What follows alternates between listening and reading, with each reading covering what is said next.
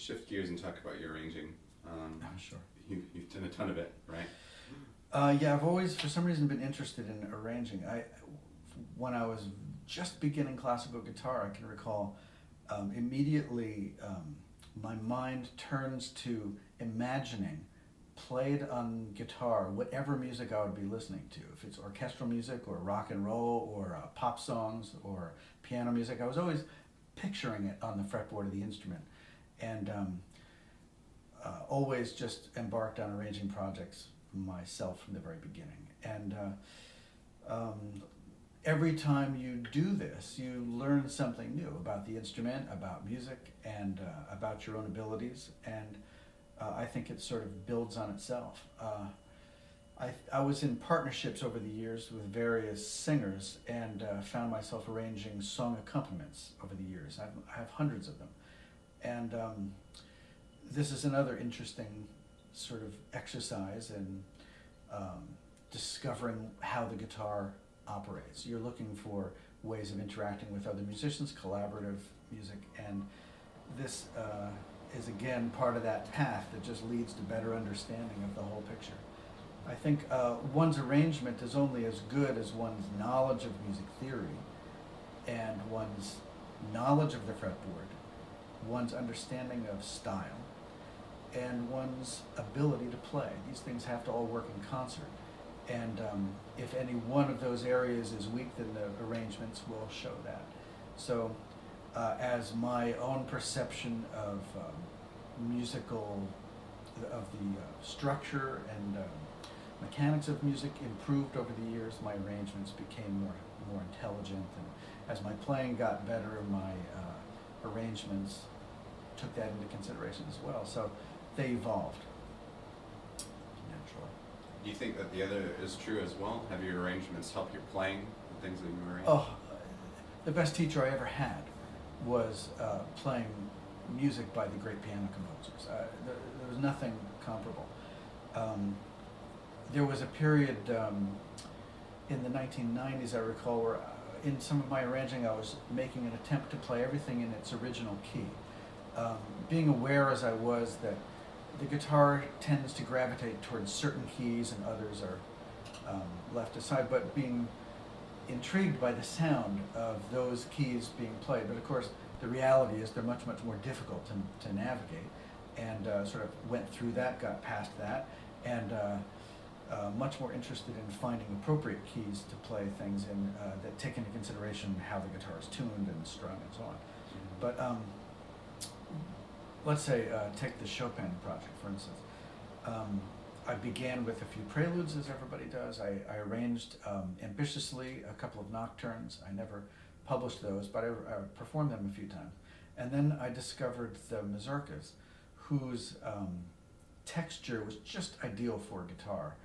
And arranged maybe a dozen or so. And then the project kind of took off, and I ended up doing the entire group of 51 pieces. And by exploring those pieces in that much depth, when you arrange a piece, you know it inside and out, you know everything about it. And then learning how to play them to the point of performance and recording, this is a style we do not really have represented in guitar literature.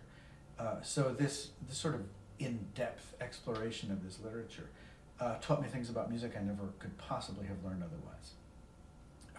About musical phrasing, about nuance, about style, about rhythm, and about shaping melodic lines. Until you've played music that requires certain kinds of gestures, then you don't learn to master those gestures. So this was incredibly instructive. And then with each composer one explores, you have the same learning experience. I played some Haydn sonatas.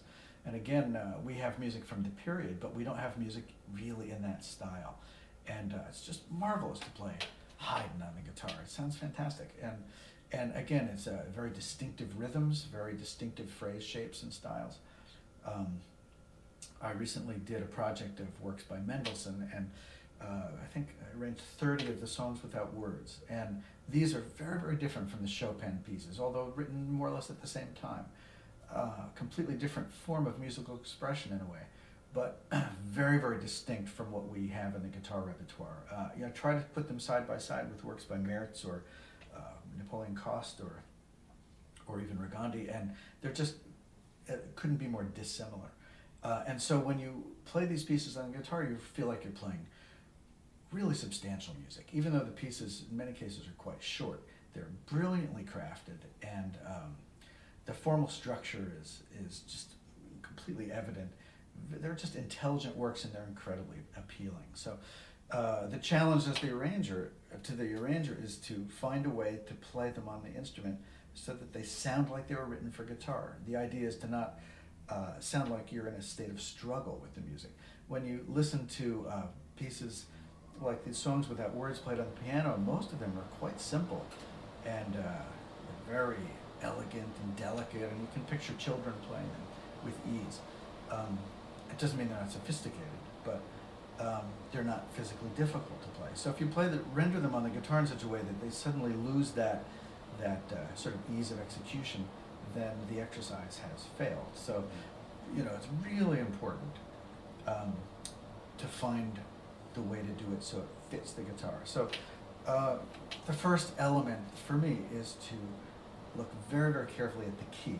And because the pieces inevitably modulate,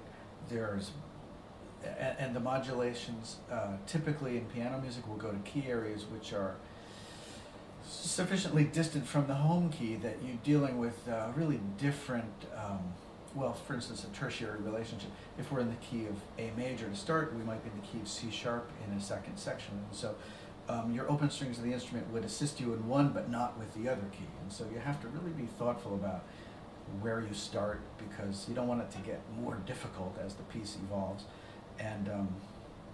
And also the tuning of the guitar comes into play. Sometimes a slight adjustment in the tuning can accommodate these musical